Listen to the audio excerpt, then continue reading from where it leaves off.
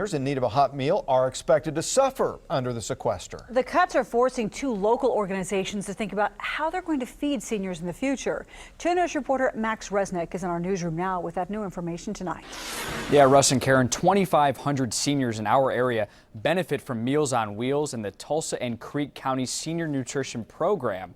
One of these programs will take a direct hit from the sequester. The other hopes they can pick up the slack. The Tulsa and Creek County Senior Nutrition Program serves 1,500 meals every day. But Rhonda Lynn is preparing for tens of thousands of dollars in cuts that could significantly reduce the number of people they help. About 3/4 of our funding comes from the federal government.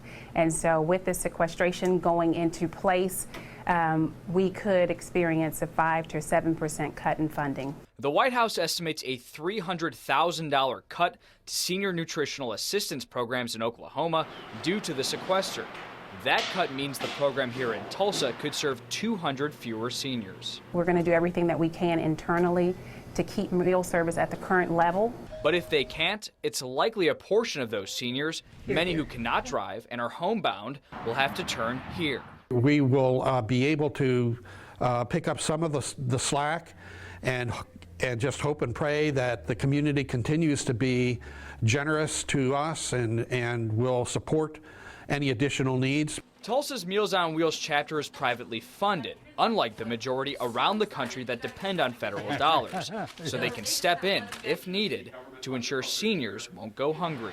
We partner, as you know, with Meals on Wheels when this has happened to us in the past, and they have taken up the slack for us, and they let us know that we're here, that they are here for us, and that they would do it again.